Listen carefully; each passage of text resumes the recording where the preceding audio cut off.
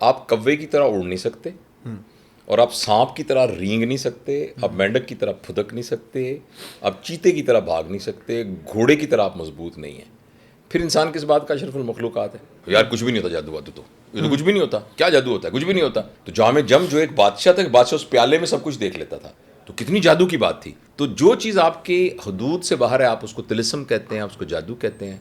जब वो आपके काबू में आ जाती है तो आप उसको एक्सप्लेन करना शुरू कर देते हैं। मेरा एक दोस्त था, उसके पास एक बड़ी ज़बरदस्त टैलेंट है, उसका एक आर्ट है। वो बैठे बैठे बता सकता है कि आपके एटीएम का पिन कोड क्या है, आप इस वक्त क्या सोच रहे हैं, आपकी जो वाइफ है डबलिन में वो किस एड्रेस में रह रही हैं। अच्छा, कुछ लोगों ने उसको बोला कि यार तुम्हारे पास कोई जिन्नात है। अस्सलाम वालेकुम ख़वातीन और हज़रात, उम्मीद करता हूँ हम लोग सारे खैर खैरियत से होंगे, ठीक ठाक होंगे, खुश होंगे। दर हकीकत के एक और नए पॉडकास्ट में आप सबको वेलकम। आज के जो हमारे गेस्ट हैं बहुत मसरूफ़ आदमी हैं, और आज जो उन्होंने वक्त निकाला हमारे लिए, ये हमारी खुश नसीबी है। एंड अभी भी इनकी लंदन की फ़्लाइट है थोड़ी देर बाद, एंड वो हमारे साथ पॉडकास्ट में बैठे हैं डॉक्टर जावेद इकबाल साहब। सर कैसे हैं? बहुत शुक्रिया बेटा, thank you very much. Sir मैंने आपको ऑफ द कैमरा एक चीज़ बताई थी, मैं ऑन कैमरा बताना चाहूँगा कि जब मैं यहाँ आ रहा था तो मैंने अपनी अम्मी से बोला कि आज मैं पॉडकास्ट करने जा रहा हूँ, वो बड़ा मुझे ना टाइम पर पहुँचना है, और बड़ी एक अमेजिंग शख्सियत आ रही है। कौन आ रहा है? मैंने कहा अम्मी आप शायद ना जानती हो। कौन है? मैंने कहा डॉक्टर जावेद इकबाल साहब। मैंने कहा वो आ रहे हैं तुम्हारे पॉडकास्ट में? मैंने बोला जी आप जानती हैं? हाँ हाँ मैं जानती हूँ, मैं उनको सुनती हूँ। तो मेरी बेगम को भी पता था, तो उन्होंने वो रिमोट उठाया, वो टीवी पे खोला, ये देखिए वो सर्च में पूरा ये इनकी वीडियोस आ रही हैं। क्या बात है सर? इस तरह की कोई बात कोई कहे ना तो दिल में एक खुशी तो होती है, लेकिन अब कुछ अरसे से ना मुझे खुशी से ज़्यादा एक रिस्पॉन्सिबिलिटी का एहसास होता है। जैसे कि आपके इल्म में है, मैं डॉक्टर हूँ। जी जी। अगर मैं किसी को गलत टीका लगा दूँ और अल्लाह ना करे उसका कोई रिएक्शन हो जाए तो मैं उसका रिस्पॉन्सिबल हूँ। Yes. और कानून के सामने भी रिस्पॉन्सिबल हूँ, अखलाकी तौर पर भी रिस्पॉन्सिबल हूँ। और मेरा ये ख्याल है कि शायद उस गलत इंजेक्शन लगाने का उतना नुकसान ना होता हो अगर आप किसी को कोई गलत बात कह दें और वो उसको नेगेटिवली इन्फ्लुएंस कर लें। तो इसलिए हम वो सारे लोग जो स्क्रीन पे नज़र आते हैं उनकी बहुत बड़ी रिस्पॉन्सिबिलिटी, बहुत बड़ी जिम्मेदारी होती है जब वो मुंह से कोई बात कहें तो वो ऐसी बात ना हो कि जो किसी तरीके से किसी की सोच को नेगेटिवली इन्फ्लुएंस कर दे। तो बहुत बहुत शुक्रिया, मेरा सलाम भी कहिएगा वालदा साहबा को, और साथ ये कि दुआ की भी दरख्वास्त कीजिएगा। लाजमी सर, लाजमी, इंशाल्लाह मैं लाजमी पूछूंगा।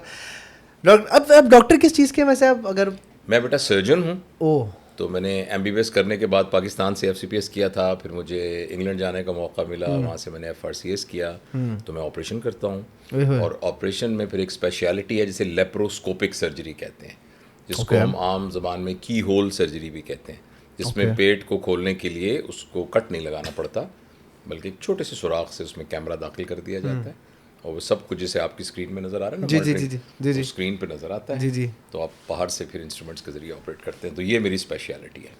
क्या बात है सर, ज़बरदस्त। सर थोड़ी मेंटल हेल्थ के बारे में जो है ना आपसे बात करनी है। मैं आपको एक चैलेंज सिचुएशन बताता हूँ। एक लड़का एक लड़की, दोनों को मोहब्बत हो गई, रिलेशनशिप शुरू हो गया, ये भी एक है कल्चर, रिलेशनशिप शुरू हो गया, दोनों ने शादी के वादे कर लिए। लड़की के घर वाले नहीं माने, लड़के के घर वाले नहीं माने, अपेरेंटली फड्डा हो गया, ब्रेकअप हो गया, इतने साल की दोस्ती यारी सब तबाह और बर्बाद हो गए। अब लड़की और लड़का चले गए हैं एक्सट्रीम डिप्रेशन में, मतलब कबीर सिंह हो गए ना। लड़का सिगरेटों में पड़ गया है, चरस शराबों में पड़ गया है।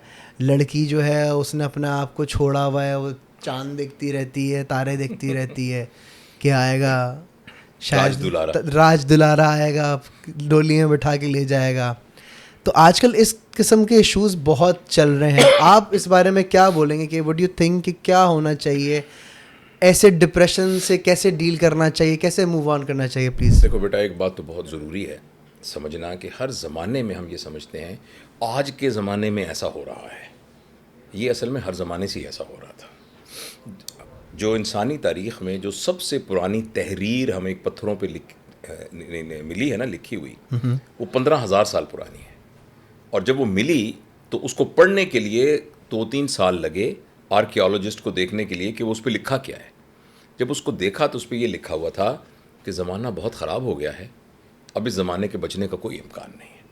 तो लिहाजा पहले तो हमें ये गलत फहमी ज़हन से निकालनी चाहिए कि जो आज के प्रॉब्लम है इसमें कोई शक नहीं, इस डिजिटल दौर के प्रॉब्लम्स की नौयत बिल्कुल डिफरेंट है, लेकिन जो ह्यूमन माइंड है ना, ह्यूमन साइकोलॉजी उसी तरह से ही है। तो लिहाजा इश्क मोहब्बत की तमाम दास्तानें और इस तरह के हिजर विसाल के किस्से जो हैं वो आपको कई हज़ार साल से मिलते हैं। अगर ये ना होते तो हीर रांझा और सोनी महिवाल की कहानियाँ कहाँ से आती। अच्छा, अब जो आपके सवाल का जवाब है उसमें एक बात और बड़ी ज़रूरी है समझना कि जो बच्चे पैदा हुए हैं ना पिछले 15 साल के अंदर, वो बहुत ही एडवांटेजियस हालत के अंदर हैं, इसलिए कि उनको वो बातें भी पता हैं जो आपकी जो अगर बेटी है ना 3 साल की, तो उसको वो बातें भी पता हैं जो सुकरात को भी नहीं पता थी और अफलातून को भी नहीं पता थी। तो ये तो बहुत बड़ा एडवांटेज है। लेकिन डिसएडवांटेज ये है कि 3 चीज़ों में मौजूदा नस्ल, उसमें शायद आप लोग भी शामिल हों या आपसे थोड़ी कम उम्र के लोग, उनके 3 बड़े प्रॉब्लम हैं। एक प्रॉब्लम ये है कि वो कनेक्शंस को रिलेशनशिप समझते हैं, जबकि रिलेशंस और कनेक्शंस में बहुत फ़र्क है। कनेक्शन बनाने के लिए आपने ये करना है कि लिखना है लाइक और फिर नीचे आपने फ्रेंड लिस्ट, फ्रेंड रिक्वेस्ट भेजनी है, और रिश्ता बनाने के लिए, उस कनेक्शन बनाने के लिए उसने आगे से करना है एक्सेप्ट। तो ये कनेक्शन बन गया। इसको जब तोड़ना हो तो आपने सिर्फ एक काम करना, आपने लिखना है अनफ्रेंड या ब्लॉक, तो ये टूट गया। लेकिन जो रिश्ता है उसको बनाने में बहुत मेहनत करनी पड़ती थी, आपको तन मन धन लगाना पड़ता था, आपको अपने जज्बात लगाने पड़ते थे। अगर खुदा ना खास्ता वो रिश्ता तोड़ना हो तो तोड़ने के लिए भी बहुत मेहनत करनी पड़ती थी, क्योंकि आपने ऑलरेडी उसको इतना डीप डाउन इन्वेस्ट किया होता था उसके ऊपर।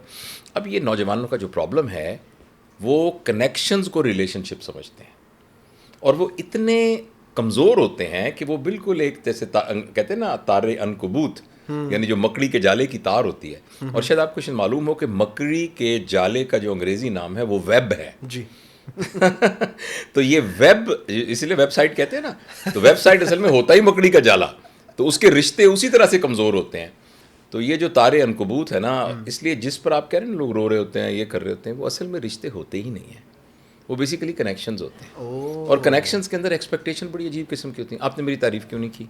हाँ, आपने लाइक नहीं किया मेरी पोस्ट के ऊपर, आपने मुझे ब्लॉक क्यों कर दिया, आपने मुझे अनब्लॉक क्यों कर दिया, अच्छा आपने मेरी फलां दोस्त के ऊपर ये क्यों कमेंट किया, तो जब फलां दोस्त को रिक्वेस्ट क्यों भेजी तो जब इस सतही लेवल पर ह्यूमन साइकोलॉजी ऑपरेट कर रही होगी ना जी, तो उसमें से सिवाय दुख के कुछ नहीं निकल सकता। हाँ, तो इसलिए हमें ये बहुत एक सोचना चाहिए कि कहीं हम रिलेशंस जिनको समझ रहे हैं वो हमारे कनेक्शन तो नहीं है, और हमें चाहे हम डिजिटल मीडिया यूज़ करें और ये साइबर वर्ड यूज़ करें, मगर हमें रिश्तों को निभाना चाहिए। हाँ, और जब रिश्ते निभते हैं ना तो उसमें ऐसे प्रॉब्लम नहीं होते, और कोई जेन्युइन रीज़न होती है जिसकी वजह से होते हैं। तो ये एक है, पता नहीं मैंने आपके सवाल नहीं, आपने बिल्कुल सही जवाब दिया है कि हम जिसको रिलेशनशिप, जिसको हम रिश्ता समझ बैठते हैं, वो असल में रिश्ता नहीं, वो जस्ट एक कनेक्शन होता है। और बड़ी समझने वाली बात है कि कभी अट्रैक्शन भी तो हो जाती है, वो अट्रैक्शन को भी मोहब्बत समझ बैठते हैं। अच्छा, मोहब्बत की अगर मैं बात करूं, एक हेल्दी रिलेशनशिप को रखने के लिए व्हाट डू यू थिंक, आप क्या कहते हैं, सजेशन देते हैं कि वो लोग, क्योंकि बहुत सारी हस्बैंड वाइफ्स भी ऐसे होते हैं कि उनकी शादी तो हो जाती है बट वो दैट दैट लव फैक्टर वो नहीं आता। एंड आप क्या समझते हैं कि मोहब्बत कैसे लाई जाए, एक अच्छा हेल्दी रिलेशनशिप कैसे बिल्ड किया जाए? पहले तो बेटा मैं आपको मोहब्बत की डेफिनेशन बताना चाहता हूँ। Please sir. हमारा ये ख्याल है कि दो अशखास के दरमियान एक ताल्लुक़ डेवलप हो जाए तो वो उसके बगैर रह ना सकता हो, तो इसको मोहब्बत कहते हैं। जबकि एब्सोल्यूट टर्म्स में मोहब्बत का ताल्लुक़ किसी और शख्स से होता ही नहीं। मोहब्बत एक सिफ्त है जो आपके अंदर डेवलप होती है। जैसे ये गिलास है ना पानी का, पता नहीं आपका कैमरा इसको देख सकता है, बिल्कुल गिलास है ना पानी का, तो इसमें इतनी मोहब्बत, इतनी मोहब्बत, इतनी मोहब्बत, इतनी मोहब्बत, और जब इतनी मोहब्बत हो जाएगी तो उसमें से छलकना शुरू हो जाएगी। यानी इंसान के अंदर जब मोहब्बत की फ़िज़ा आती है तो वो अंदर से ख़ुद मोहब्बत बनना शुरू होता है। फिर जब वो खाना खाता है ना, तो खाना खाते हुए भी उसमें से मोहब्बत छलकती है। अब आपने देखा है गुस्से वाला शख्स जब खाना खाता तो कैसे चबा रहा होता है, गुस्से वाला शख्स इस कमरे से जाएगा तो दरवाजे को कैसे ठा करके बंद करके जाएगा। और जिसके अंदर मोहब्बत होगी वो दरवाजे से भी मोहब्बत कर रहा होगा, वो पानी के पीने से भी मोहब्बत कर रहा होगा। तो एब्सोल्यूट टर्म्स में मोहब्बत एक कैफियत का नाम है जिसकी, जो आपकी अपनी पोजेशन है, अलबत्ता वो किसी के रेफरेंस से उसका इजहार होता है।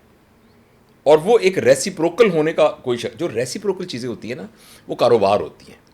तो जिसको हम मोहब्बत कह रहे हैं ना कि रिलेशन हुआ, मोहब्बत हुआ, उसको हेल्दी कैसे रखा जाए, जब जब उसके अंदर एक लेन देन आ जाए, जब उसके अंदर इफ्स एंड बट्स आ जाएं, और जब ये आ जाए कि भाई तुमने ऐसा किया तो मैंने ऐसे किया, चून के तुमने ऐसे किया तो मैंने, आपने देखा होगा कि बहुत से लोग ऐसे हैं जो कहते हैं मैं इसके बगैर रह नहीं सकता, और मैं इसके बगैर ये तो मेरी जिंदगी में अगर ये लड़की ना आई तो मैं तो मर जाऊंगा, होती है, I can't live without you। लेकिन किसी वजह से वो ब्रेक हो जाए तो वो कहते हैं मैं इसके लड़की के मुंह पे तेजाब डाल दूंगा।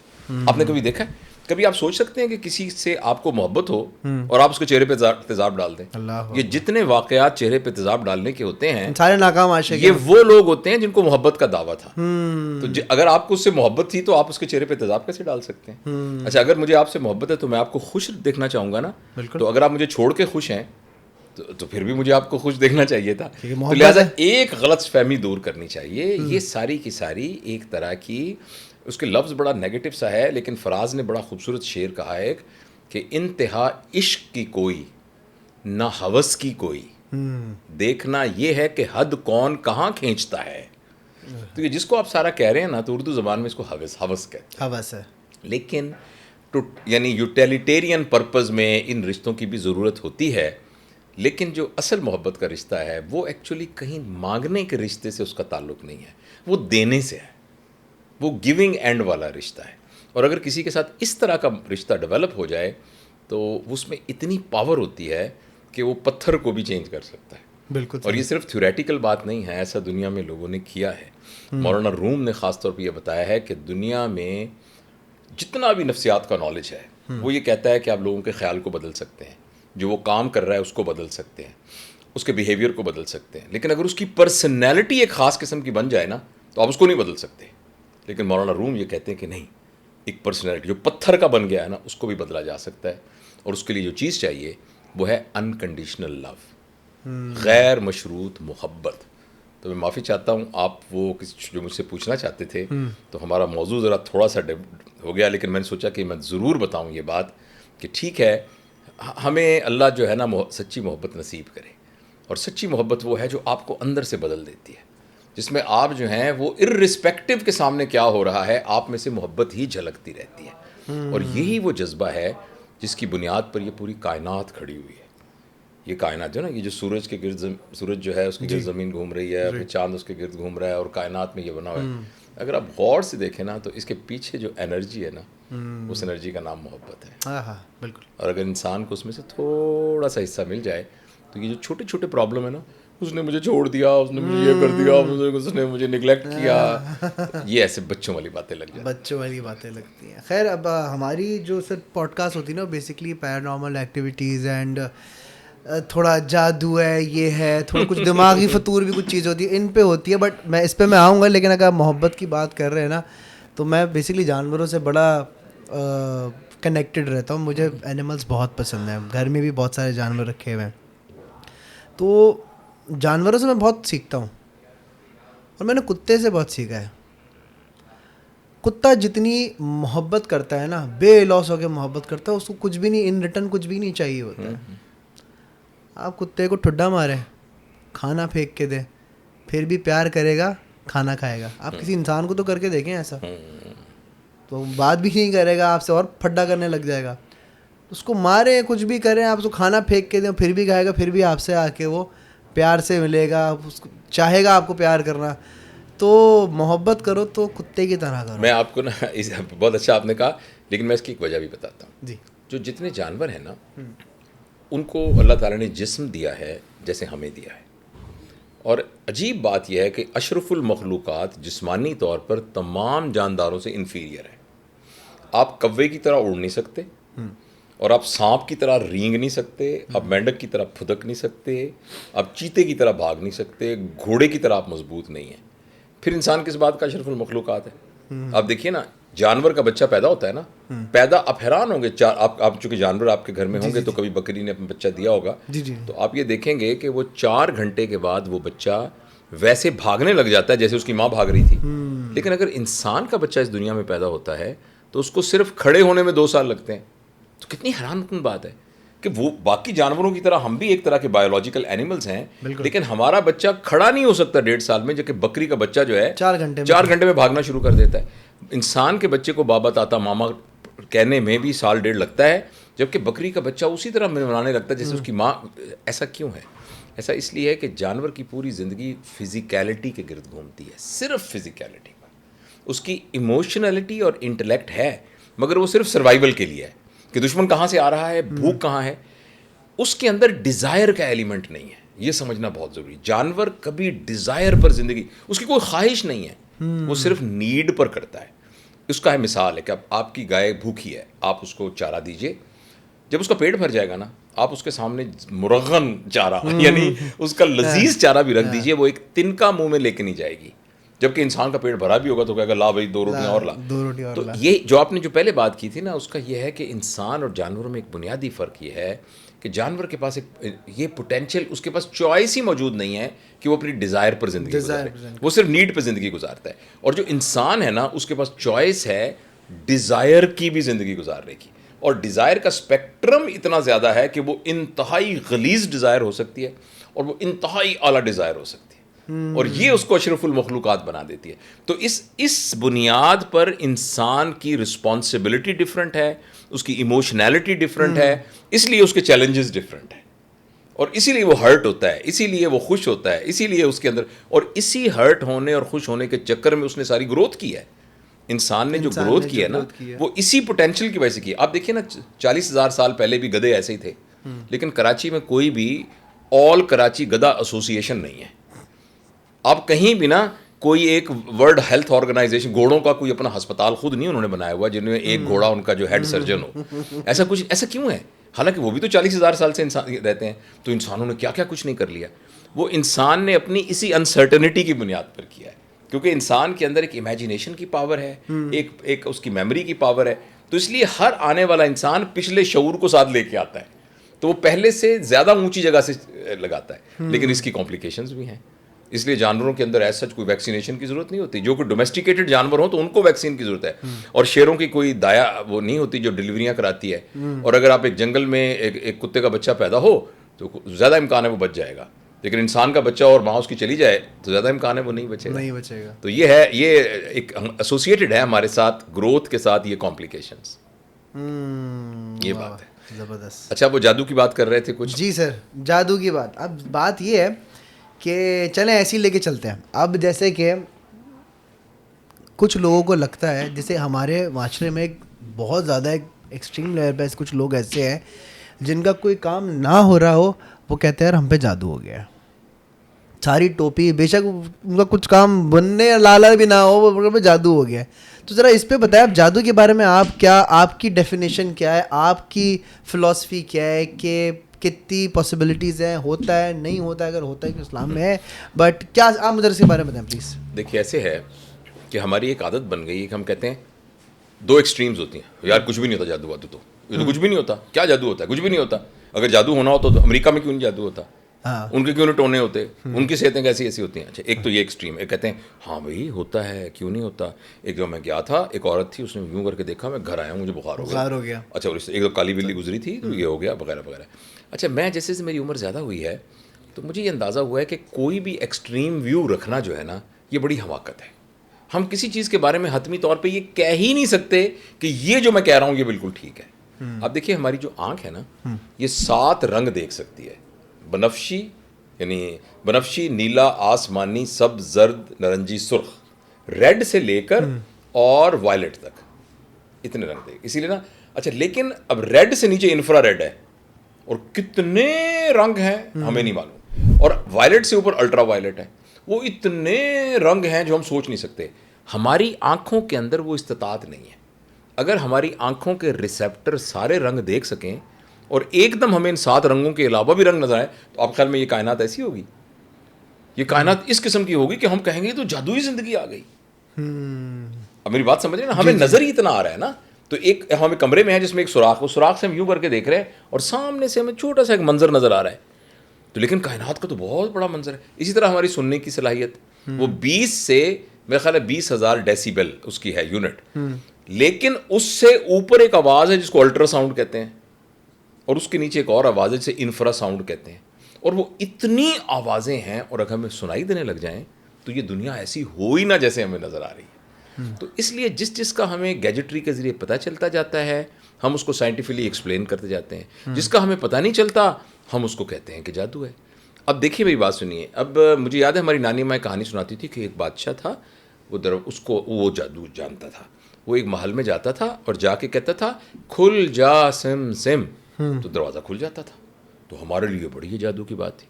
इसके अलावा एक बादशाह था, उसके पास एक प्याला था, बादशाह का नाम जमशेद था। तो उसका जो प्याला था उसे जाम जम कहते हैं। तो इसीलिए गालिब का शेर है ना कि जाम जम से ये मेरा जाम सिफाल अच्छा है। वो जो मिट्टी के प्याले को जाम सिफाल कहते हैं। तो जाम जम जो एक बादशाह था, बादशाह उस प्याले में सब कुछ देख लेता था। तो कितनी जादू की बात थी। तो वो प्याला अभी आपके पास भी है इस वक्त, मैंने भी इनको अपना प्याला दिया हुआ है। इसमें मैं अभी सारा जहान आपको देख के दिखा देता हूँ। और अगर मैं इसके ज़रिए व्हाट्सएप पे जाके अपनी हमशीरा से बात करूँगा जो डबलिन में रहती है, और मैं कहूँगा देखें ये उसके कमरे के बाहर, ये देखें वो खाना पका रही है, वो ये कर रहे हैं, तो आप बिल्कुल भी नहीं कहेंगे ये जादू है। लेकिन आज से 5000 पहले जो उस प्याले पे देख कर बता तो कहती है उसके पास तो जादू की ताकत है।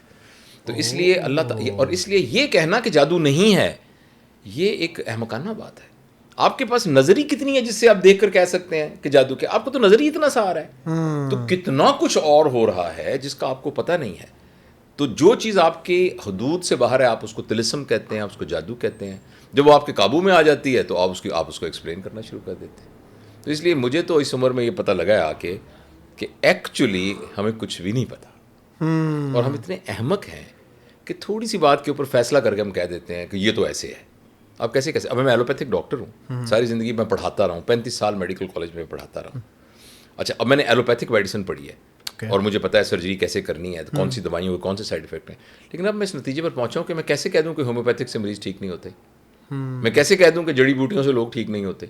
मेरा तो इल्म ही इतना सा है, तो इतनी और ऑल्टरनेट चीज़ें। लिहाजा आपके सवाल का जवाब ये है कि जिनको हम पैरा नेचुरल एक्टिविटीज़ कहते हैं, और जिनको हम कहते हैं कि कुछ ऐसा हो रहा है, कुछ देर के बाद लोगों ने उसको क्वांटम फिजिक्स के लिहाज से एक्सप्लेन करना शुरू कर देना है, और कुछ लिहाज से आपको पता लग जाएगा। अब मसलन अगर अभी आप नेट पे, जो हमारे दोस्त देख रहे हैं, अभी नेट पे लिखें क्वांटम एंटेंगलमेंट। क्वांटम एंटेंगल का मतलब जुड़ जाना, एंटेंगलमेंट। तो ये मैं अपनी बात नहीं कर रहा, ये एक साइंस की बात है। क्वांटम एंटेंगलमेंट थ्योरी अभी आप लिखें, वो ये थ्योरी कहती है कि आप दो पार्टिकल लें, उनको अपने करीब रख दें, और एक ख़ास मुद्दत के लिए करीब रखें, तकरीबन 10,000 घंटों के लिए करीब रखें। उसके बाद उनको हटाइए, एक पार्टिकल को कुतुब शुमाली पर रख दीजिए और एक को कुतुब जनूबी पर रख दीजिए। आप कुतुब शुमाली के पार्टिकल को घुमाएं, कुतुब जनूबी वाला पार्टिकल खुद ही घूमना शुरू हो जाएगा। अब ये किसी जादू वाली बात नहीं कर रहा है, ये साइंस के लोग बात कर रहे हैं। अगर आपको यकीन ना आए तो क्वांटम एंटेंगलमेंट थ्योरी देख लें, जो कि क्वांटम फिजिक्स के लोगों ने बताई। अब वो कौन सा कनेक्शन है? कोई वाईफाई दरमियान में नहीं है, किसी किस्म की कोई और ऐसी चीज़ नहीं है जिससे मूवमेंट को हम इलेक्ट्रॉनिकली गवर्न करें। आखिर उनके दरमियान क्या कनेक्शन डेवलप हुआ है? तो कुछ कनेक्शन है ना, जिसकी साइंटिफिक रीज़न है। इसीलिए एक दिन कहता है, एक माँ ने ऐसे दिल पकड़ा, अल्लाह खैर करे मेरे दिल को कुछ हुआ। थोड़ी देर बाद फ़ोन आया कि उनका बेटा जो अमेरिका में था ना, उसका कार का एक्सीडेंट हो गया। आपने आए दोनों ये वाक़यात सुने होंगे। अच्छा, अब ये है कि नहीं इत्तेफाक ऐसा हो गया, इत्तेफाक हो सकता है, इत्तेफाक हो, लेकिन ये भी हो सकता है कि कोई क्वांटम कनेक्शन हो जो कुछ देर के बाद, कुछ अरसे बाद साइंस हमें बता दे कि भाई जब किसी के जिससे आपकी मोहब्बत बहुत होती है तो आपके और उसके दरमियान इलेक्ट्रोमैग्नेटिक फोर्सेस कुछ आपस में ओवरलैप कर जाती हैं, और जब उस इलेक्ट्रोमैग्नेटिक फोर्स के अंदर कोई डिसरप्शन होती है तो आपके यहाँ भी शॉर्ट सर्किटिंग होनी शुरू हो जाती है और आपको भी कुछ महसूस होना शुरू हो जाता है। तो लिहाजा जादू के बारे में मेरा ये ख्याल है कि ये अल्लाह की पैदा की हुई बहुत तिलिस्माती चीज़ें। ये देखें, इसकी मिसाल है ना, कोई कह सकता है Siri what is the time for sunset, अभी अगर फ़ोन ऑन होगा तो वो ऑन हो गया होगा, तो जादू नहीं तो और क्या है। तो सिरी सुन नहीं रही उसको, सिरी वो कहती है sunset in Karachi will be this this this this this. तो ये आज से मेरी दादी अम्मा को ये बताते ना तो डर जाती, हो ये कोई देवी बैठी, कोई जिन्न बैठी हुई है, कोई काली माँ बैठी हुई है, तो वो डर जाती। तो इसलिए जादू मौजूद है, जब तक हमें उसका मालूम नहीं है। जब पता चल जाएगा तो हम कहेंगे ये नॉर्मल। और अगर साइंस, आपने साइंस की बात की है, क्वांटम फिजिक्स की बात की है सर, मेरा एक दोस्त था, शहीर नाम है उसका, शहीर खान, ठीक है। अच्छा, वो मेरी पॉडकास्ट में भी आ चुका है, हम रोज़ का मिलना है, रोज़ का बैठना है। उसके पास एक बड़ी ज़बरदस्त एक टैलेंट है, उसका एक आर्ट है। और उस आर्ट क्या है सर, वो बैठे बैठे बता सकता है कि आपके एटीएम का पिन कोड क्या है, आप इस वक्त क्या सोच रहे हैं, आपकी जो वाइफ है डबलिन में वो किस एड्रेस में रह रही हैं, सही है, वो ये चीज़ बता सकता है, ठीक है। अच्छा, कुछ लोगों ने उसको बोला कि यार तुम्हारे पास कोई जिन्नात है, तुम्हारे पास कोई जिन है, बहुत हज़ारों लोगों ने बोला, और लोग जब उससे मिलते तो वो आयतल कुर्सी पढ़ना शुरू हो जाते कि नहीं हम जो है ना नहीं चाहते तुम्हारा माइंड रीड करो। वो बेसिकली वो थॉट रीड करता है, माइंड रीड लोग कहते हैं, वो बेसिकली खुद कहते हैं मैं थॉट रीड करता हूँ, ठीक है। और उसका ये कहना है, मैं इसी बात कंटिन्यू करूँगा कि ये बहुत आसान है, ये कोई भी कर सकता है, और पहले ज़माने में लोग टेलीपैथी के थ्रू बात करते थे। बिल्कुल आप सही कह रहे हैं। मुझे इसके बात के मानने में ज़रा सा भी वो नहीं है एक एतराज़ कि इसके पीछे कोई साइंटिफिक रीज़न हो सकती है। लेकिन एक बात और बढ़िया है मैं, अगर मैं इसकी बिल्डिंग की कितनी मंजिला बिल्डिंग है? 5 मंजिल। तो 5 मंजिला बिल्डिंग की छत पर जाकर क्या मैं ये ताकत रखता हूँ कि मैं वहाँ से छलांग लगा दूँ? मैं ताकत रखता हूँ ना, मैं ताकत रखता हूँ कि मैं ऊपर जाऊँ और छलांग लगा दूँ नीचे। लेकिन क्या मुझे छलांग लगानी चाहिए? नहीं। हाँ, तो ज़रूरी नहीं कि जो चीज़ आप कर सकते हैं वो आपने करनी भी है। तो बहुत सारी चीज़ें ऐसी हैं जो आप सीख सकते हैं, लेकिन कुछ ज़रूरी नहीं कि आप सीखें। वो इसलिए कि अगर वो एक पर्पज़ है ना, कि अगर वो हमारी ज़िंदगी को मुफीद नहीं करती और हमारी ज़िंदगी के लिए उसमें खैर का बायस नहीं बनती, तो चाहे वो मौजूद भी हैं, लेकिन हमें फैसला करना है कि मुझे उसको एक्वायर करने की ज़रूरत है भी कि नहीं है। देखिए ये बड़ी ज़बरदस्त मिसाल है जी कि 8वीं मंजिल से मैं छलांग लगाने पर कादिर हूँ, लेकिन चूंकि मैं छलांग लगाने पर कादिर हूँ तो मुझे छलांग लगा देनी चाहिए। तो ये एक अहमकाना बात है। तो ये मेरा ख्याल है इस सिलसिले। टेलीपैथी आप समझते हैं कि मेरा खुद तजुर्बा कोई नहीं है, लेकिन मुझे इसमें कोई शक नहीं है कि ऐसा हो सकता है। और बल्कि मैं तो आपको ऑनेस्टली बताऊं, आप कुछ भी कहेंगे ना तो मेरा जवाब होगा कि हाँ ऐसा हो सकता है। अलबत्ता मेरे इल्म में कमी, दुनिया इतनी आगे चली गई और हाँ यार बिल्कुल हो सकता है। आपको क्या मालूम कि आप कैसे कह सकते हैं? हाँ, आप ये कहें कि भाई मेरा कोई एक्सपीरियंस नहीं है। इसलिए एक बहुत बड़ी स्किल है जो हमारे बुजुर्गों ने हमें बताई कैसे करनी चाहिए, कि जिस चीज़ का आपको पता नहीं है ना उसके बारे में ये बहुत सेफ जवाब है कि मुझे पता नहीं है, बनिस्बत ये है कि नहीं ये नहीं हो सकता। अब बहुत सारी बातें हम ऐसी करते हैं कि एक्चुअली हमें उसके बारे में कुछ पता नहीं होता, लेकिन एक वैल्यू जजमेंट हम दे रहे होते हैं। तो इंसान जो है वो इतना ज़्यादा कम इल्म है, इतना ज़्यादा कम इल्म, इतना ज़्यादा ला इल्म है कि इल्म सिर्फ उसका इतना फ़ायदा कर सकता है कि उसको अपनी ला इल्मी का एहसास दिला दे। इल्म का सिर्फ यही फ़ायदा होता है कि इल्म के ज़रिए से आपको अपनी ला इल्मी का एहसास हो जाता है। इससे ज़्यादा इल्म आपका कुछ नहीं करता। मेरी बात समझ रहे हैं ना? जी। हाँ, और जो आपके रवैये को तब्दील करता है वो एक्सपीरियंस तब्दील करता है, इल्म से भी ज़्यादा एक्सपीरियंस तब्दील करता है।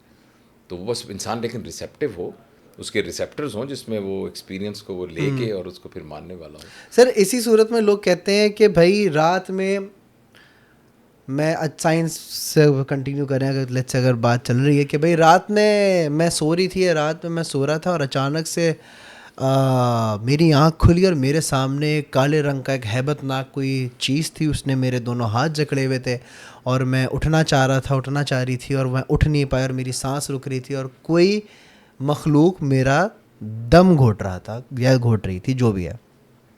अब साइंस में कहते हैं इसको स्लीप पैरालिसिस, आप ज़्यादा बेहतर नार्कोलेप्सी कहते हैं, नार्कोलेप्सी। और देसी जिसमें कहेंगे तो भाई हावी हो गया था भाई, कोई उस पे साया हो गया, कोई साया आ गया था। आप इसके बारे में क्या कहेंगे? देखो बेटा, बात यह है कि हमें ना ख्वाबों के बारे में 2 तरह से इंटरप्रिटेशन है। एक तो ख्वाबों की इंटरप्रिटेशन है जो कि हमारे रिलीजियस पैराडाइम में है, और मैं जो भी बात कर रहा हूँ और अब तक जो मैंने जितनी बातें की जी इसमें से किसी में भी मेरा दावा नहीं है कि जो बात मैंने कही है वो हतमी बात है। हमने जितनी भी बातें की सही है। तो लिहाजा जो एक रिलीजियस पैराडाइम है उसमें तो ये है कि ख्वाब 3 तरह के होते हैं। एक ख्वाब होते हैं जो नफसानी ख्वाब होते हैं, जो आपके नफ्स के अंदर डिज़ायर्स होती हैं, अनहिडन अनफुलफिल्ड डिज़ायर्स होती हैं, आपकी ख्वाहिशें पूरी नहीं होती। और फिर हमें साइकोलॉजी वाले ये कहते हैं कि ये जो नफसानी होते हैं ना ख्वाब, ये 2 तरह से आ सकते हैं। मसलन आप अपने फादर से बहुत मोहब्बत करते हैं तो इस बात का इम्कान है कि ख्वाब में ये आए कि आपको मोहब्बत के एलिमेंट में है, और ये भी आपको ख्वाब आए कि आप अपने वालिद को छुरी मार रहे हैं। But it can be paradoxical things as well. और ये इसका ताल्लुक सिर्फ इस बात से है कि आपका हमारा कॉन्शियस है, कॉन्शियस के नीचे सब कॉन्शियस है, फिर डीप कॉन्शियस है। जब कॉन्शियस वेव ऑफ हो जाता है ना, जैसे आप एक कुएं में से ऊपर की पानी की सतह निकाल तो जो नीचे वाला पानी है वो ऊपर आ जाता है, तो जो बाहर निकल के आता है तो हमारे कॉन्शियस के ऊपर आकर वो मुख्तलिफ शक्लें हमारी इमेजिनेशन की तरफ से बना लेते हैं। ये बड़ी साइंटिफिक तौजीह है इसकी। और वैसे इस रिलीजियस पैराडाइम में दूसरा कि कुछ शैतानी ख्वाब होते हैं जो कि आपके जहन में फतूर डालते हैं, आपको नुकसान पहुंचाने के लिए हैं, आपके ईमान को नुकसान। और कुछ लोगों को रहमानी ख्वाब आते हैं और वो शायद बहुत कम लोग होते हैं। लेकिन मेरा उस सिलसिले में अपना ज़ाती ख्याल ये है कि आप कैसे जज कर सकते हैं कि इनमें से कौन सा रहमानी था, कौन सा नफसियानी था, जब तक कि हम उस लेवल पर ना हों। इसलिए मुझे तो जिस तरह का भी ख्वाब आए तो मैं तो उस पर इस्तग़फ़ार पढ़ता हूँ, दुआ मांगता हूँ। एक दुआ भी है, तो वो दुआ पढ़ के ना आप और फिर सो जाते हैं। तो एक तो ये है। अच्छा, और एक साइंस वाले इसको कुछ और तरीके से ख्वाबों की ताबीर भी करते हैं। अच्छा। और वो जो ख्वाबों की ताबीर वो वाले साइंस वाले करते हैं, वो यही करते हैं कि इंसान जो है उसके अंदर ख्वाहिशात और लज्जत यानी लस्ट की जितनी चीज़ें हैं वो इकट्ठी होती रहती हैं और इंसान अपने फिज़िकल एक्शन से उसको फुलफिल करने की कोशिश करता है। बस हम आपका दिल चाहता है कि आपको बहुत दौलत हो, आपका दिल चाहे कि फ़लाँ लजीज़ खाना हो सकता है, आपका दिल चाहे कि फ़लाँ हसीन औरत मेरी ज़िंदगी में आए, और इस तरह की और वो तमाम चीज़ें जो इंसान की ख्वाहिश हो सकती हैं। अच्छा, अगर तो वो उनको फिज़िकली फुलफ़िल कर सकता है तो वो बेसिकली अंदर से ज़ाइल होकर निकल जाती हैं, और अगर वो उनको फिज़िकली फुलफ़िल नहीं कर सकता तो फिर वो नाआसूदा ख्वाहिशें हमारे दिमाग के अंदर चलती रहती हैं। और हमारे दिमाग में हमारी एक प्री कंडीशन बनी हुई है, यानी जब से हम पैदा हुए थे उस वक्त से अब तक लेकर हमारी अपने मिजाज का एक पैटर्न बना हुआ है। लिहाजा उनको जब भी सर उठाने का मौका मिलता है, जब सो रहे होते हैं, तो वो फिर निकल के और वापस आके हमारे जो टेम्परेरी हमारी स्क्रीन है उस पर आकर वो इजहार करती हैं। एक्चुअली ये एक अटैम्प्ट होती है दिमाग की उसको फुलफिल करने की, कि मेरी ख्वाहिश जो है वो फुलफिल हो गई। और इसकी बुनियाद पर एक पूरा ट्रीटमेंट का प्लान है जिसे ट्रांजैक्शनल एनालिसिस कहते हैं, और उसका उर्दू में नाम है तहलील नफ्सी। तहलील नफ्सी। और इसको जिसने कहा था वो सेगमेंट फ्राइड था।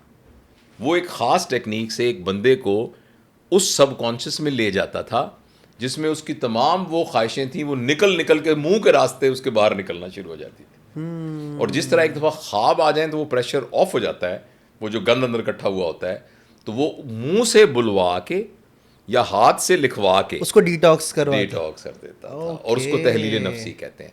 तो लिहाजा बेटा इन सब की ये जो आपने बातें की हैं ना, इनकी अगर कोई जादुई रीज़न है तो मेरा वो स्कोप ही नहीं है कि मैं बता सकूं। मेरे पास आपने बड़ा अच्छा एक्सप्लेन किया सर। तो मेरे पास वेरिफिकेशन का कोई तरीका नहीं है, लेकिन ये उसकी सारी साइंटिफिक रीज़न है। और आखिरी एक और बात है कि हमारी जो नींद है ना, ये उससे भी आसान है समझना, और थोड़ा सा ज़रा मुश्किल होगा, मैं कोशिश करता हूँ आसान करने की। जी। कि जब हम यहाँ इलेक्ट्रोड लगाते हैं ना तो ECG आती है, जी। जो हार्ट की इलेक्ट्रिकल एक्टिविटी है। अगर हम यहाँ इलेक्ट्रोड लगाएं उसको EEG कहते हैं, इलेक्ट्रोएन्केफेलोग्राम, जो हमारी ब्रेन की एक्टिविटी है, वो एपिलेप्सी को देखने के लिए है, दिमाग की बीमारियों की। तो जब हमने सोते वक्त इंसान के यहाँ इलेक्ट्रोड लगाए तो हमने ये देखा कि उसमें 3 तरह के डिफरेंट पैटर्न आते हैं, alpha pattern, beta pattern and theta pattern. Alpha beta theta, okay. हाँ, थीटा पैटर्न। अच्छा, जो एक पैटर्न है उस पैटर्न को हम rapid eye movement, REM sleep भी कहते हैं। सॉरी अगर मैं को बहुत टेक्निकल टर्म नहीं बिल्कुल सही है। REM, rapid eye movement sleep. और ये स्लीप होती है अमूमन उठने से थोड़ी देर पहले। इसलिए कभी आपका दोस्त सो रहा हो ना, या आपकी अहलिया सो रही हैं, आप साथ सो रहे हैं, या कोई भी, तो आप देखेंगे तो उसके उठने से पहले से टाइम उसकी आंखें तेज मूव कर रही होती हैं, और उस वक्त जो उसका पैटर्न होता है ये वो पैटर्न है जिसमें वो ख्वाब देख रहा होता है और जिसमें उसकी नींद पूरी नहीं हो रही होती। और एक डीप स्लीप होती है जिसको नॉन रैपिड आई मूवमेंट कहते हैं। और इसकी बुनियाद पर तमाम साइंसदान कहते हैं कि जल्दी सोना बहुत ज़रूरी है। वो लोग जो 12 बजे के बाद सोते हैं उनकी नींद रहती ही रैपिड आई मूवमेंट स्लीप है, जिसमें उनको आसूदगी नहीं मिल सकती, और ये सारी फ्रस्ट्रेशन वाली चीज़ें उनके अंदर आना शुरू हो जाती हैं। तो ये थोड़ी सी ज़रा कॉम्प्लिकेटेड बात थी। बिल्कुल, आपने बहुत आसानी से समझाया। तो ये 3 डिफरेंट फेजेस हैं जिसके सराफ से हम ख्वाबों को समझ सकते हैं। अब इसमें कोई अगर बला के पकड़ती है या नहीं पकड़ती तो आई एम रियली सॉरी, मुझे नहीं पता। सर एक आखिरी सवाल करूंगा, मैं ज़्यादा वक्त नहीं लूँगा आपका। सोशल मीडिया का ज़माना है, हर कोई सोशल मीडिया यूज़ करता है, जहाँ बहुत सारे लोग अप्रिशिएट करते हैं वहाँ बहुत सारे लोग क्रिटिसाइज़ करते हैं, और क्रिटिसाइज़ का बहुत सारे लोग बकवासी भी करते हैं, गालियाँ भी देते हैं, ठीक है। तो हम एज अ इन्फ्लुएंसर, या इन्फ्लुएंसर को हटाइए, कोई भी एक आम आदमी हो, उसके पास भी कोई ना कोई जाके जो है ना कोई नेगेटिव चीज़ लिख देता है, उस नेगेटिविटी से उसको पॉजिटिविटी में कैसे बदला जा सकता है, हम कैसे उसको अच्छा, मैंने इसका एक तरीका निकाला है जी। मेरे फेसबुक के ऊपर 2.6 मिलियन है लोग, वाह। और यूट्यूब के ऊपर अब 1.9 होने वाले हैं, 1.8 होने वाले हैं। अच्छा, और उसमें अजीब तरह के बाद कमेंट्स आ जाते हैं। एक तो ये कि हमें ना इस काम में पर्पस को पहले डिफाइन करना चाहिए। ओके। मैं पैसे कमाने के लिए ये कर रहा हूँ, ठीक है, पैसे कमाए, मैं इसके ज़रिए ये वाला काम अचीव करना चाहता हूँ कि मैं इसके ज़रिए लोगों की सोच में पॉजिटिविटी लाना चाहता हूँ, मैं लोगों को एंटरटेन करना चाहता हूँ, ठीक है। अच्छा, अगर आपका पर्पस थोड़ा कम, मैं किसी को गलत सही नहीं कह रहा, लेकिन अगर आपका पर्पस लोअर लेवल का होगा ना, तो फिर आप तैयार रहिए लोगों की तनकीद को सुनने के लिए।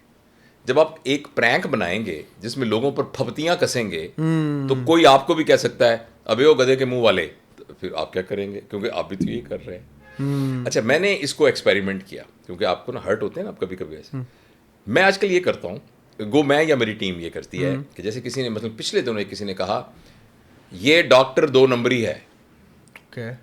अच्छा, अब वो मेरे को सॉरी उसने 2 नंबर लिखा, हमारी वो साथ जो लड़की काम करती है। मैंने आराम से कहा, मैंने नीचे लिखो आपकी राय का बहुत बहुत शुक्रिया, आप ज़रा मुझे तफसील से बताएंगे कि आपने कैसे फैसला किया कि डॉक्टर जावेद 2 नंबरी हैं, इसलिए कि मैं जानना चाहता हूँ ताकि मैं अपनी इस्लाह कर सकूँ। अच्छा, जो ही मैंने ये लिखा ना, तो मैं तो पीछे हट गया, बाकी दुनिया उसके पीछे पड़ गई। तो अच्छा, लेकिन मैं ईमानदारी से मैं इंतजार करता रहा। थोड़ी देर बाद उसने मैसेज किया, आपने एक कैप्सूल के बारे में वीडियो बनाई है, जो क्या आप अपने बेटे को वो कैप्सूल देना पसंद करेंगे? वो इस तरह से बात की, इस बुनियाद पर उसने ये फैसला किया ये 2 नंबरी है। और मैंने फिर उसका जवाब दिया प्रॉपर, और उसका कि इसके अलावा मैं बाकी लोगों को इसमें नहीं घसीटना चाहता, तो आप मुझे अपना मोबाइल नंबर दीजिए ताकि मैं आपको तफसील से बता सकूं, इसलिए कि आपकी राय मेरे लिए बहुत अहम है, और जो आप कह रहे हैं अगर वो सही है तो मैं आपको बहुत शुक्रगुजार हूँ कि आपकी वजह से मुझे अपनी इस्लाह का मौका मिल गया, और अगर आप जो कह रहे हैं सही नहीं है तो आई थिंक ये मेरा राइट कि मैं आपको एक्सप्लेन कर सकूँ। तो इसमें यह कि हमारे पास इतनी मुदाफ़ियत की पावर, क़ुव्वत होनी चाहिए कि अगर कोई हमारे बारे में एक नेगेटिव, मुझे देखिए ना, एक आदमी मुझे कहे अबे ओ काने, काना कहते हैं ना इसकी एक आँख हो, अबे ओ काने, अबे ओ काने, तो अगर तो मैं काना हूँ तो उसने मुझे एक्चुअली पॉइंट आउट किया है कि भाई ध्यान से चल, तेरी एक आँख नहीं है, गिर जाएगा कोई। और अगर मेरी दोनों आँखें हैं और फिर गाना कह रहा है, तो फिर मुझे एक्चुअली उसको एक्सप्लेन करना पड़ेगा कि हो सकता है आपको से गलतफहमी हुई है। यार तो बहुत मैं पॉजिटिव है आप, पता है बहुत बहुत पॉजिटिव वे में बात की है आपने। हाँ, तो इसलिए बहुत ज़रूरी है कि जो शख्स आपके पास नेगेटिव राय दे ना, पॉजिटिव राय को भूल जाएं, नेगेटिव वाले के गले में हार डालें, वहीं रुक जाएं और उसी से पूछें बताओ कैसे। और ऑनेस्टली बताएं। देखिए ना, मुझे देखें, एक शख्स आपको गालियां दे रहा है, दुनिया में कौन सा शख्स ऐसा है जिससे ये नहीं पता कि गाली देना बुरी बात है? हर शख्स को बहुत बुरी दे रहा है, और वो गाली मुगल्लज़ कोई बात कर रहा है, घर की खातून के बारे में एक अजीब सी तेरी बहन, इस तरह की गाली दे रहा है, और एक ऐसे अमल की तरफ इशारा कर रहा है जो कि बहुत है। अच्छा, अगर एक शख्स गालियां दे रहा है और आगे से कहा तू गाली दे तो देख, मैं तभी तेरा सर तोड़ता हूँ, तेरी जुर्रत कैसी हो, मैं माँ का नाम ना ली, अब भी इस पर लोग कत्ल कर देते हैं, बिल्कुल, और कत्ल कर देते हैं जेन्युइनली। अच्छा, लेकिन अगर आप गौर से सोचिए कि जो शख्स आपको गालियां दे रहा है और जो कुछ वो कह रहा है, क्या उसका ऐसा करने का इरादा है? क्या कभी उसने ज़िंदगी में ऐसा किया है? क्या वो ऐसा करेगा? क्या उसके अंदर जुर्रत है ऐसा करने की? वो फिर क्यों कर रहा है? वो इसलिए कर रहा है कि उस बेचारे को ना डिक्शनरी का प्रॉब्लम है। वो ये कहना चाहता है कि आपने 4 बंदों के सामने मेरी बेइज्जती की थी, जिसकी वजह से मेरा दिल टूट गया, और आपने ऐसा नहीं करना था। लेकिन उस गरीब को ये अल्फाज नहीं आते तो उसके जवाब में ये कहता है मैं तेरी टांगें तोड़ दूंगा, मैं तेरा सर तोड़ दूंगा। तो आप एक दफ़ा तजुर्बा करके देखिए। इसके लिए हिम्मत चाहिए आपको कि जो आपको गालियाँ दे रहा हो उसने कहा यार भाई एक मिनट बात सुनिए, ये आपके मुँह से झाग निकल रही है और आपके हाथ ऐसे से हिल रहे हैं, इससे मुझे अंदाज़ा हो रहा है कि आप बहुत तकलीफ़ में हैं। तो आप बैठें थोड़ी देर, चाय पीते हैं, आप मुझे प्लीज़ एक्सप्लेन करें कि क्या किस वजह से आपको मुझे गाली देनी पड़ी। आपसे सोचिए कि क्या करेगा, उसका क्या हाल क्या होगा उस बंदे का। वो बंदा जिसके साथ आप सारी ज़िंदगी के लिए दुश्मनी ले सकते थे, आप उसके साथ सारी ज़िंदगी के लिए दोस्त बन जाएंगे। वाह वाह वाह वाह। वो कहेगा मैं इस वजह, और थोड़ी देर में वो कहेगा आपने फलां जगह पर यूं किया आपको ऐसा करना था। आप कहे हाँ यार ये आपने बिल्कुल सही बात की है, वाकई उस वक्त अगर मैं ये अल्फाज ना इस्तेमाल करता तो आपको गाली देने की ज़रूरत ना पड़ी। मैं इंशाल्लाह इस बात का एहतियात करूँगा आइंदा। Thank you very much. अब वो शख्स जिसके साथ आप दुश्मनी लग कर सकते थे, सारी ज़िंदगी के लिए आपका दोस्त बन जाएगा। और वो कितना बदकिस्मत आदमी होगा कि अल्लाह की मखलूक में से एक बंदे को उसने अपना दुश्मन बना लिया। और वो कितना खुशकिस्मत होगा कि एक ऐसा शख्स जो दुश्मन बन रहा था, उसने सिर्फ अपने अल्फाज को केयरफुली प्लान करके एक बंदे को अपना जिगरी यार बना लिया। हमारे एक बुजुर्ग कहा करते थे कि आप हमेशा जिंदगी में दो बातें याद रखिए, आपके कहे पर आपको कोई ना पकड़ सके। देखिए ना, फर्ज करें मैं आपका एम्प्लॉई हूं और मैं किसी क्राइम में मैंने आपकी पैसे का गबन कर दिया, मैं अखलाकी तौर पे किसी, आपने मुझे नौकरी से निकाल दिया, यू कैन डू दैट, जो मैं डिजर्व करता हूं, ठीक है ना। लेकिन मेरे आपने नौकरी से निकाला ना, उल्लू के पट्टे, तुम खबीस आदमी हो, तुम बड़े फजूल आदमी हो, तुम्हें तो इस तरह किया था, निकल जाओ मेरी नौकरी से। ये इस गुफ्तगू करने की जरूरत क्या है? बस आप नौकरी को निकाल दीजिए। ये क्यों कहते हैं कि आपने उनको बताइए कि भाई इस वजह से आप इस पोजीशन में नहीं है कि मैं आपको रख सकूं, तो आप मेहरबानी तो मैक्सिमम सजा तो आपने दे दी, तो मुंह से बिगाड़ने की क्या जरूरत है। तो ये कहते हैं कि हमारे कहे पर हमें कोई ना पकड़ सके। अगर एक इंसान ये सीख ले, और दूसरी ये बात, ये ज़रा थोड़ी सी ना मजहबी बात है, लेकिन मुझे बड़े दिल को लगती है कि आप इस बात का ख्याल रखिए कि जब हम आखिरत में अल्लाह के सामने पेश होना, वहाँ कोई ऐसा बंदा ना हो जो हमारी अल्लाह को शिकायत लगा रहा हो। यानी हम उसकी गुंजाइश ना करने दें कि कोई बंदा हमारी शिकायत लगा रहा हो। तो अगर हम ये दो काम करें ना, तो मैं उनके अल्फाज में बताता हूँ कि हम इस दुनिया में ना राज दुलारे और आंखों के तारे बन जाएंगे। क्या बात। और इसको आजमा के देखिएगा कि मेरे कहे पर मुझे कोई ना पकड़े। और नंबर दो, कोई ऐसा मैं मौका ना क्रिएट करूं कि कोई मेरा शिकायत मेरी लगाने वाला अल्लाह के पास हो।